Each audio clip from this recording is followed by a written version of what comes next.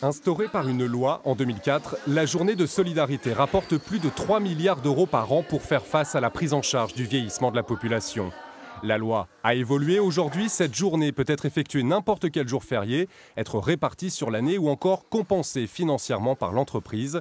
Dans les faits, c'est un jour de travail en plus, alors c'est peu dire qu'une deuxième journée de solidarité n'est pas bienvenue pour les syndicats. Faire du bricolage fiscal pour résoudre une situation aussi complexe est pour nous complètement inadapté.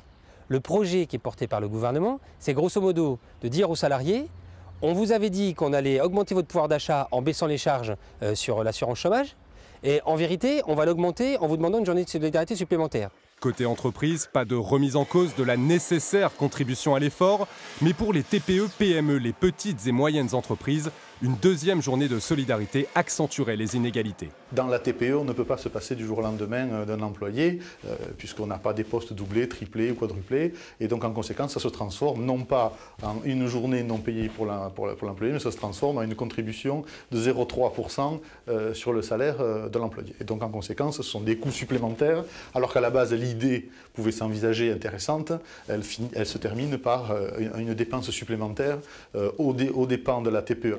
Au sein même du Parti En Marche, l'idée de cette deuxième journée n'est pas soutenue. Monique Iborra souligne les incohérences de la première, quand les EHPAD ne reçoivent que 101 millions, alors que les départements en perçoivent 180 pour des actions de prévention.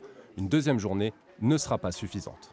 Le gouvernement va engager une grande concertation dans les prochaines semaines sur ce sujet.